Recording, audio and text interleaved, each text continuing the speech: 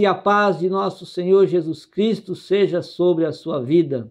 Mais uma vez aqui estamos para mais uma leitura diária da Escola Dominical.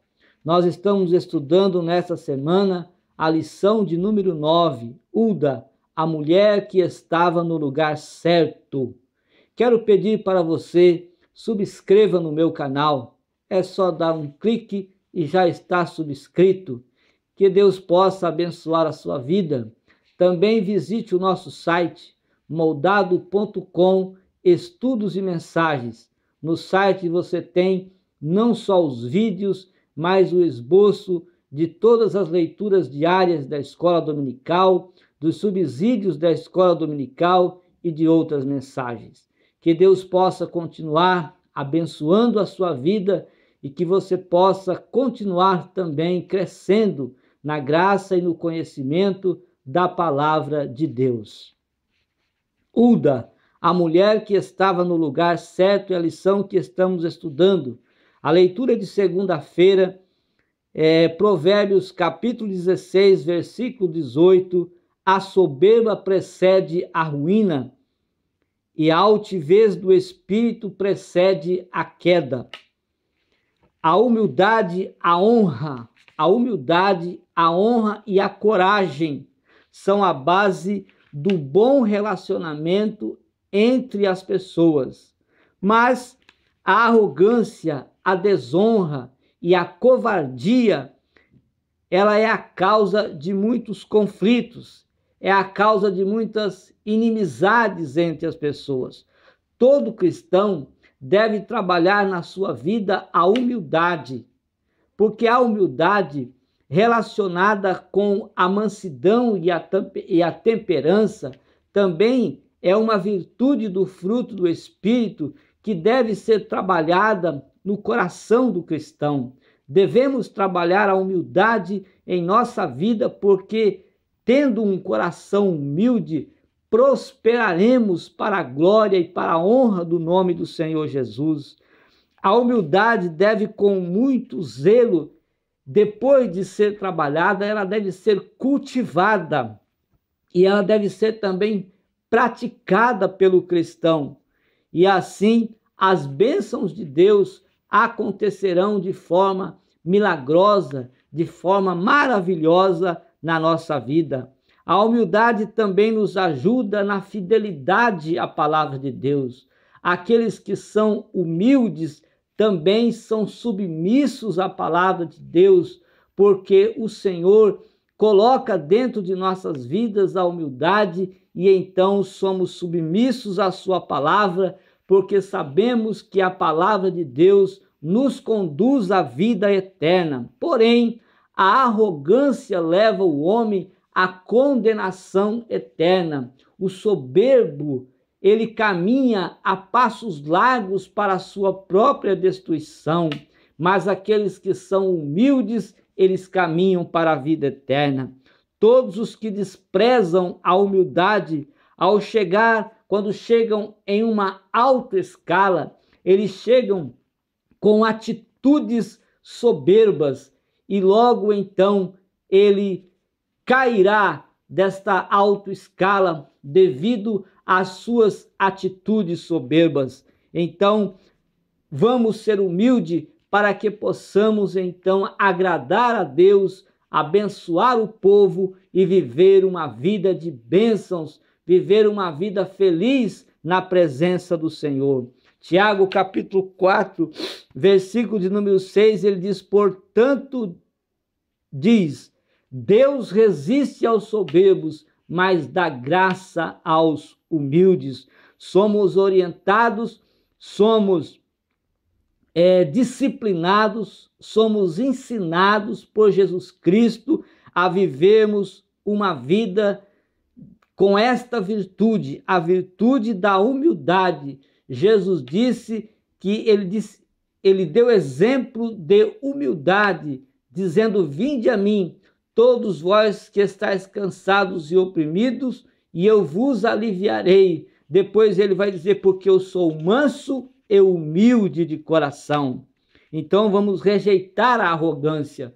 Quando rejeitamos a arrogância, trabalhamos em nossos corações a humildade, e Deus rejeita os soberbos, mas abençoa aqueles que vivem uma vida de humildade. Terça-feira, Daniel capítulo 4, versículo de número 17. Esta sentença é por decreto dos vigias, e esta ordem por mandado dos santos, a fim de que conheçam os viventes que o Altíssimo tem domínio sobre o reino dos homens e o dá a quem quer.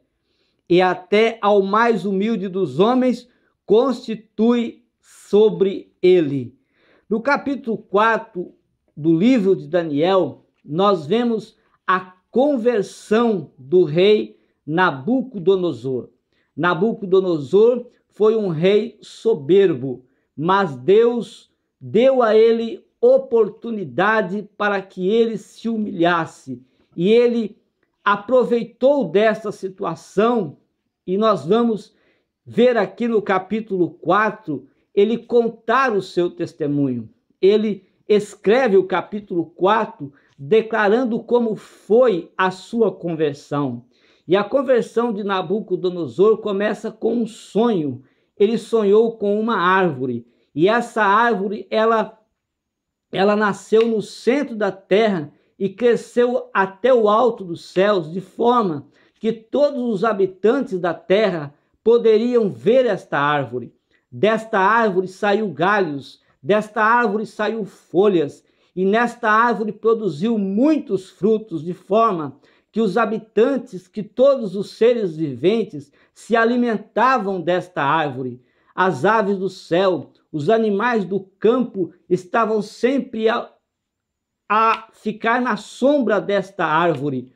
Mas o rei viu que desceu do céu um vigia, um santo, provavelmente um anjo, e este anjo então falou com voz forte: cortai esta árvore, cortai também os seus galhos, tirai as suas folhas, esparramai os seus frutos sobre a cidade, mas o tronco deixai-o, atai-o, algemai esse tronco com cadeias de bronze e deixai-o sobre a terra.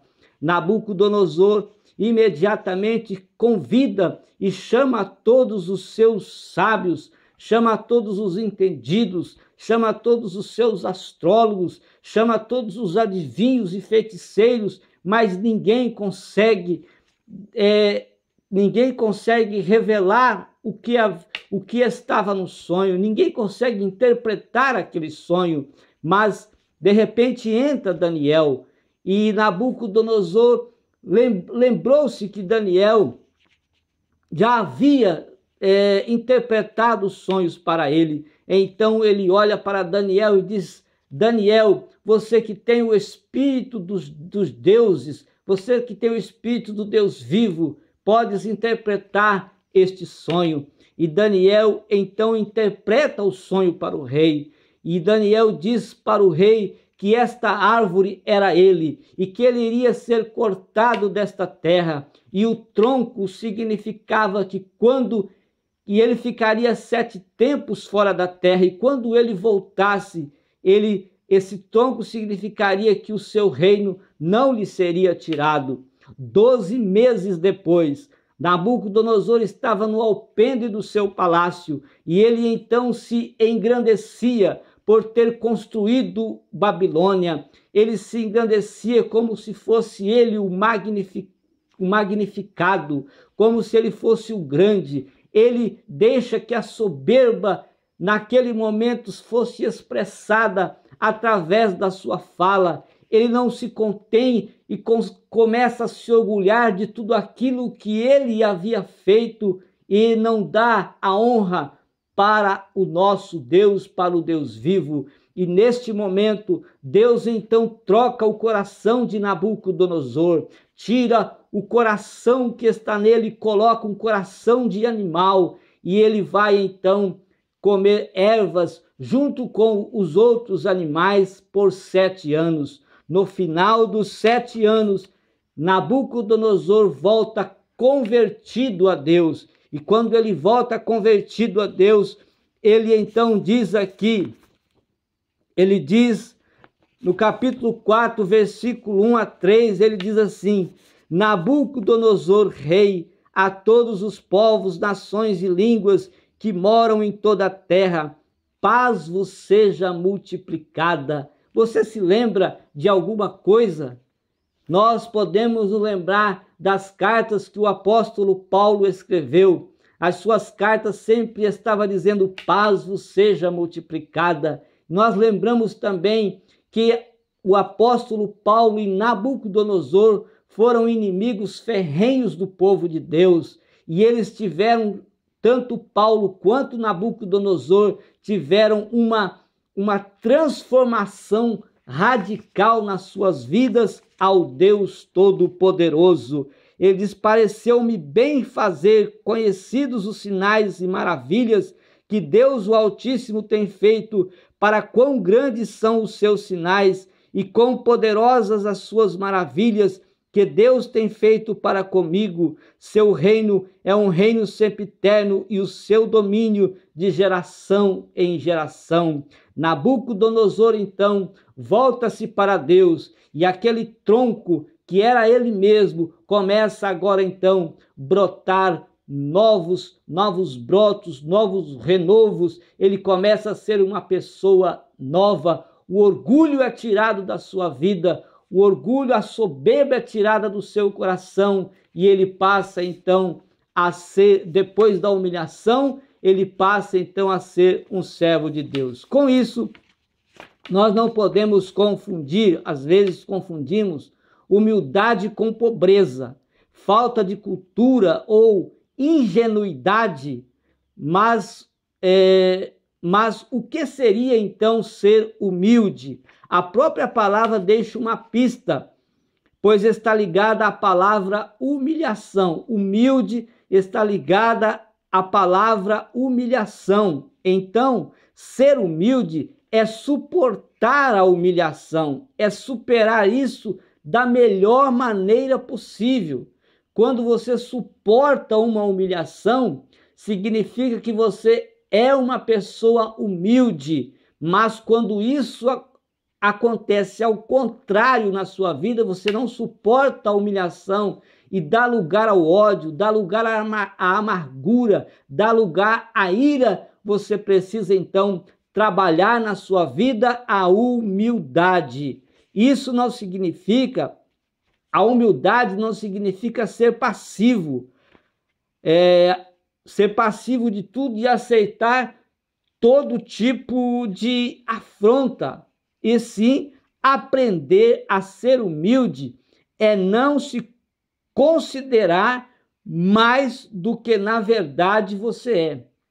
Quando a pessoa se considera mais do que ele é, quando a pessoa acha que ele tem mais poder sobre os outros, quando ele se considera mais alto, mais digno, mais isso e mais aquilo do que as outras pessoas, ele está sendo uma pessoa arrogante e não uma pessoa humilde. Uma pessoa humilde não se julga melhor do que as outras pessoas. Uma pessoa humilde, ele vai se julgar sempre o menor do que os outros. Jesus Cristo fez isto, ele deu provas disto, da sua humildade. Quando Jesus lavou os pés dos discípulos, Jesus Cristo, muitas vezes, ele se pôs como uma pessoa humilde, mesmo diante dos seus discípulos, e como uma ovelha, ele foi levada ao matadouro sem falar nada. A palavra de Jesus Cristo foi na cruz: Pai, perdoa-lhes esse povo, porque eles não sabem o que fazem. Então, humildade é isso. Quem é humilde aprende uma lição com cada desafio da sua vida. Nabucodonosor aprendeu a lição da humildade, passando por uma humilhação, e depois então voltou como servo de Deus. Não deixa que as coisas piorem em sua vida, não deixa que o mal venha sobre a sua vida para que você se torne uma pessoa humilde. Comece a ser humilde e Deus tem bênçãos para você. Jonas capítulo 4, versículo 2 e 3, é a leitura de quarta-feira, diz: E orou Jonas ao Senhor e disse: Ah, Senhor, não foi esta a minha palavra, estando ainda na minha terra? Por isso é que me preveni, fugindo para Tarsis, pois sabia que és Deus compassivo e misericordioso, longânimo e grande em benignidade, e que se arrepende do mal. Peço-te, pois, ó Senhor, tira-me a vida, porque melhor me é morrer do que viver. Deus é longânimo e grande em benignidade. Jonas recebeu uma chamada de Deus para cumprir uma missão em Nínive, mas Jonas fugiu desta responsabilidade. Jonas quis fugir desta missão e, com a intenção de fugir, diz ele aqui, sabendo que Deus era misericordioso e compassivo, ele intentou fugir, mas Deus usou os seus meios naturais para fazer com que Jonas chegasse a Nínive e cumprisse a sua missão. Porque Jonas comprou uma passagem, um bilhete para ir a Tarsis, ou seja, ao contrário de onde estava Nínive. Mas Deus enviou ali uma grande tempestade, e através daquela grande tempestade, os marinheiros chegaram à conclusão, fazendo provas de que Jonas depois confessou que ele era o culpado daquela tempestade e que ele deveria ser jogado ao mar. Então os marinheiros, ao jogar Jonas no mar, Deus prepara um grande peixe que traga a Jonas, e agora Jonas, no ventre daquele peixe, ele ora a Deus porque estava angustiado, porque estava aflito, e ele faz esta oração, ele faz uma oração a Deus. Após a sua oração, Deus então faz com que aquele grande peixe vomite Jonas em terra seca, e ele vai então cumprir a sua missão. Deus faz uma outra chamada a ele, e ele vai cumprir a sua missão de pregar a sua palavra em Nínive. E então Jonas prega ali uma mensagem de destruição, dizendo: em 40 dias Nínive será destruída. O povo daquela nação, então, ouvindo aquela mensagem, recebeu aquela mensagem de Deus na vida deles, em seus corações, se arrependeram de todos os seus pecados, fizeram um jejum para Deus, pedindo a misericórdia de Deus. Deus então se arrepende de destruir aquela cidade e não a destrói, conforme a mensagem que Jonas havia pregado. Jonas então fica envergonhado, ele fica triste porque Nínive não foi destruída, porque para que a sua mensagem fosse uma mensagem de sucesso, Nínive precisaria ser destruída. Mas Deus falou, mas aquela palavra falou o coração do povo, e eles não quiseram se converter. E então é por isso que ele aqui diz aqui: orou Jonas ao Senhor e disse: Ah, Senhor, não foi esta minha palavra estando ainda na minha terra?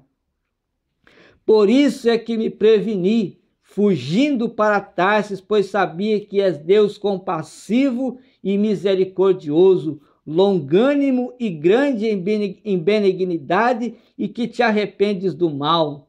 E aqui ele diz: peço-te, pois, Senhor, tira a minha vida, porque é melhor me é morrer do que viver. Ou seja, Jonas ficou envergonhado, porque Nínive não foi destruída, mas Deus se alegrou, porque o povo se arrependeu dos seus pecados e deixaram de fazer o mal. Então nós vemos aqui, esse é o capítulo 4, a mensagem de Jonas não foi cumprida. Jonas ficaria satisfeito com a destruição de Nínive e não com o arrependimento do povo. Mas Deus se alegrou com o arrependimento daquele povo idólatra e derramou sobre eles a misericórdia e não a destruição, aquela nação. Os homens, às vezes, não entendem o amor de Deus. Eles não entendem a longanimidade, a misericórdia, a benignidade de Deus. Às vezes, nós não entendemos o grande amor de Deus para com o povo. E nós olhamos para as pessoas tão erradas e dizemos, meu Deus, por que essas pessoas assim não se convertem, faz tantas coisas erradas? Deus está aguardando que essas pessoas se arrependam dos seus pecados. Deus está dando oportunidade para que essas pessoas se convertam ao Senhor. Porém, é verdade que quando o homem se arrepende de seus pecados, ele se quebranta diante do Todo-Poderoso.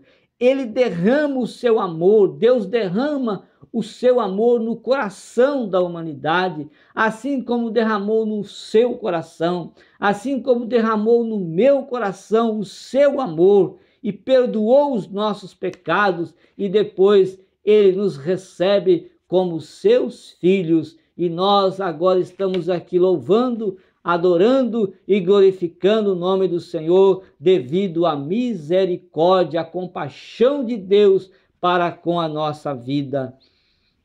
Números capítulo 14, versículo 18, é a leitura de quinta-feira, diz assim: o Senhor é longânimo e grande em misericórdia, que perdoa a iniquidade e a transgressão, que o culpado não tem por inocente, e visita a iniquidade dos pais sobre os filhos até a terceira e quarta geração. Deus não tem o culpado por inocente.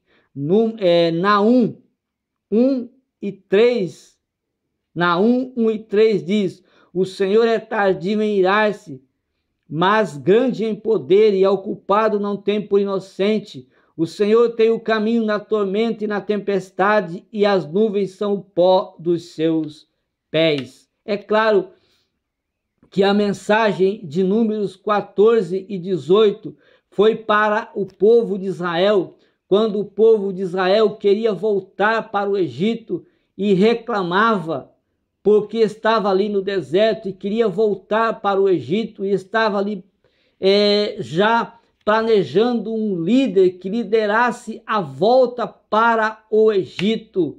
Então Deus, através de Moisés, diz estas palavras, mas aqui em Naum capítulo 1, versículo de número 3, nós vemos que Naum foi enviado até Nínive para pregar também uma mensagem, porque há 100 anos atrás, Nínive tinha passado por esta mesma experiência, mas o povo daquela época se converteu e pouco tempo depois voltaram eles novamente com a sua crueldade, voltaram novamente a ser idólatras assim como eles eram, voltaram novamente a pecar contra o Deus Todo-Poderoso, e Naum é enviado agora. A profecia do profeta Naum é dirigida ao povo de Judá com uma mensagem relativa ao castigo e destruição de Nínive, capital do Império Assírio, que dominava o povo hebreu neste período. O conteúdo das profecias de Naum era pregar o juízo divino sobre a corrompida e idólatra Nínive, que oprimia e sufocava o povo de Deus. A cidade de Nínive já havia passado por essa experiência há mais de 100 anos, ou quase 150 anos atrás. Eles haviam passado por essa experiência de ter que enfrentar o juízo divino. Mas o profeta Jonas, que foi designado por Deus, como lemos aqui, como estudamos aqui anteriormente, ele foi preciso ao anunciar essa punição do Todo-Poderoso sobre os ninivitas, mas eles se converteram dos seus pecados, eles se arrependeram, fizeram jejum e Deus não os puniu quando eles receberam esta mensagem. Porém, Em pouco tempo eles voltaram de novo às suas práticas e agora lá estava Naum. No texto, Deus deixa claro que ele é misericordioso, que ele é longânimo e que por ele usar misericórdia, alguns até pensam que a punição divina nunca vai chegar. Porém, a expressão tardio em irar-se é uma referência à paciência do Senhor Deus. Ele é tardio, mas chegará o dia em que as pessoas, ou que uma nação, ou que um povo vai ser punido. Ele é tardio, ele dá oportunidades para que as pessoas se convertam. Mas se as pessoas não se converterem, então as pessoas são punidas, às vezes com castigo, às vezes com até a morte física, como aconteceu com o povo de Nínive aqui na pregação de Naum. Era o que Jonas, quer dizer, Naum, aconteceu com a pregação de Naum o que Jonas queria que acontecesse com a sua pregação, porque aqui Nínive foi destruída realmente, porque a paciência de Deus não suportou tantos pecados, tanta rebeldia, tanta idolatria e também a crueldade com o povo de Israel, né? Então, no entanto, a paciência divina não é motivo para não crermos em seu juízo final, uma vez que Deus pode até retardar o seu juízo, mas chega sobre os pecadores, dando-lhe uma oportunidade ao arrependimento. Deus dá sempre oportunidades para que o homem se arrependa dos seus pecados. Se o homem não se arrepender, a punição chega à sua vida e ele é punido. Deus não tem o culpado por inocente. O Salmo 51, versículo 17, Davi, humilhado, quebrantado, com o coração destroçado, com a vida aflita e angustiada, ele chega à presença de Deus. E aqui ele diz: os sacrifícios para Deus são o espírito quebrantado. Sabe qual é o sacrifício para Deus? Espírito quebrantado. O sacrifício para Deus não é viver uma vida de usos e costumes, achando que isso vai agradar a Deus, que os seus pecados vão ser perdoados. O sacrifício para Deus não é carregar uma cruz sobre as costas, não é fazer qualquer tipo de sacrifícios físicos pensando que Deus vai perdoar os seus pecados, que vai aceitar aquilo. Não, o sacrifício para Deus é um espírito quebrantado. A um coração quebrantado e contrito não desprezará. Ó Deus! Deus não despreza um coração quebrantado. Quem se apresenta diante de Deus com um coração quebrantado, se apresenta humilhado, se apresenta contrito, se apresenta humilde. E quem se humilha diante de Deus é curado daquilo que aflige a sua alma. O que está afligindo a sua alma? Deus tem poder para curá-lo. O que está afligindo a sua vida espiritual? Deus tem poder para sarar, para curar a sua alma e dar a você uma vida espiritual renovada. O coração do homem se quebranta quando há uma ação do Espírito Santo. E como que o Espírito Santo age na vida do homem? Convencendo o homem do seu pecado.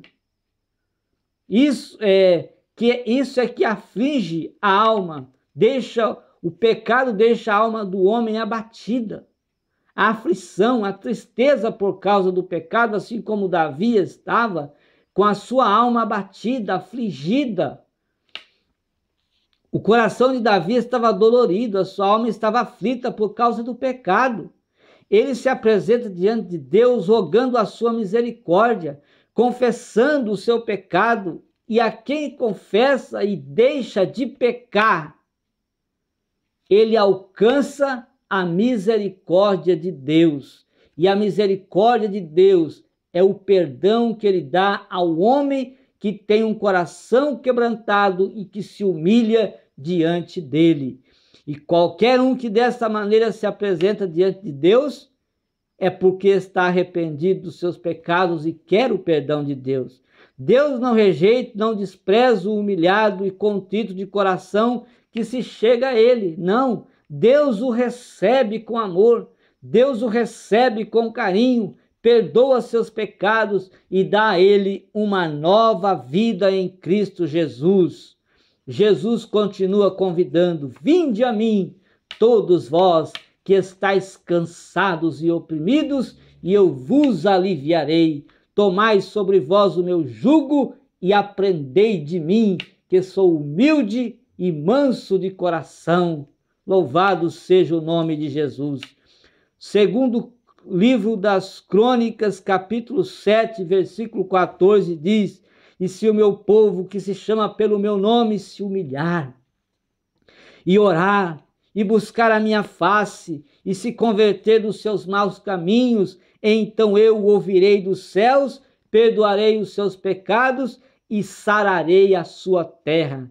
Quando a igreja ora, Deus sara a terra. O Salmos 33, o versículo 12 diz: bem-aventurada é a nação cujo Deus é o Senhor e o povo ao qual escolheu para a sua herança. Deus tem o propósito para a vida de todos os homens.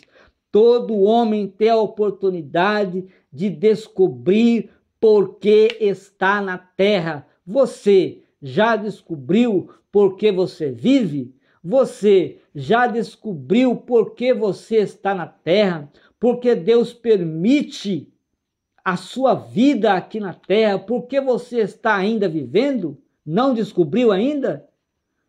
Porém, o homem não descobre esta riqueza a não ser na igreja. Somente na igreja o homem descobre esta riqueza, o porquê ele está vivendo aqui na terra. Não é em qualquer lugar, não é no carnaval, não é nos bares, não é nas baladas, não é nas orgias, não é nos forrós da vida, não é pelo mundo afora pecando que o homem vai descobrir porque ele vive nesta terra. Ele vai descobrir porque vive na terra, na igreja, em oração a Deus. Quando convertido de nossos maus caminhos, nós clamamos a Deus com humilhação, Deus ouve nossa oração, perdoa nossos pecados e sara a nossa alma, sara a nossa família, sara também as feridas incuráveis do coração e ainda descobrimos por que razão estamos aqui. Por que razão você está aqui? Quando oramos, nos fortalecemos em amor para o fortalecimento da família e da igreja.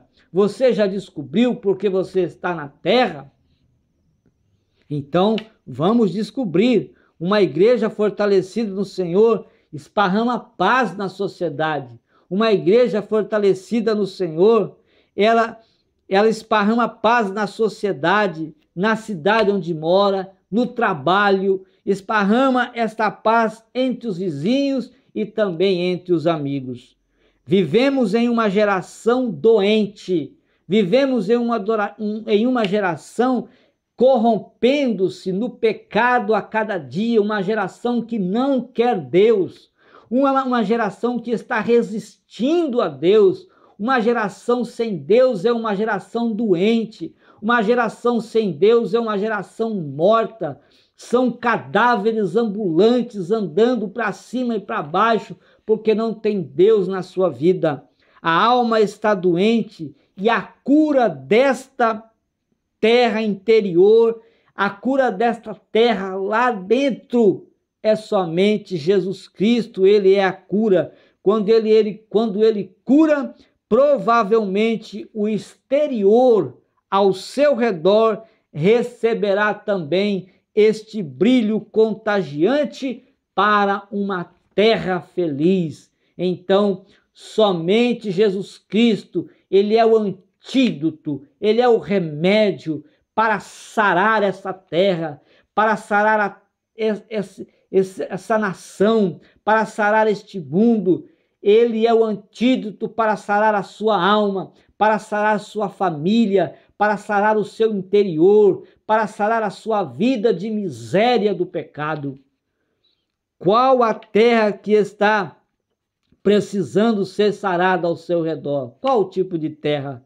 Se for a sua alma, Jesus Cristo sara essa terra. Se for a sua cidade, Jesus prosperará a sua cidade.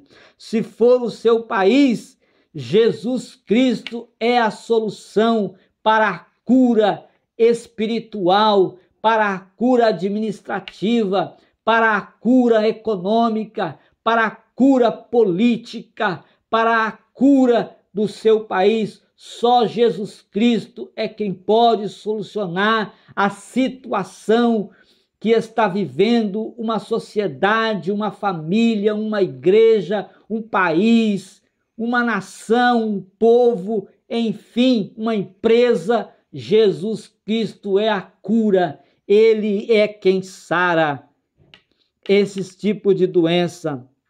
E nós vemos aqui uma doença ainda pior. A doença pior, a doença maior,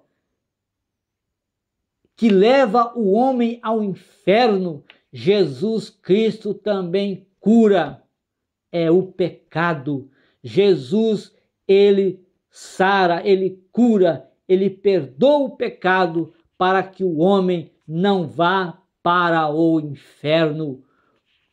Então, o pecado é o câncer que mata o homem, que mata a vida espiritual do homem, que mata a relação de amizade com as pessoas, que mata as empresas, que mata o governo, que mata a sociedade, que mata as famílias e que mata até as igrejas. O pecado mata.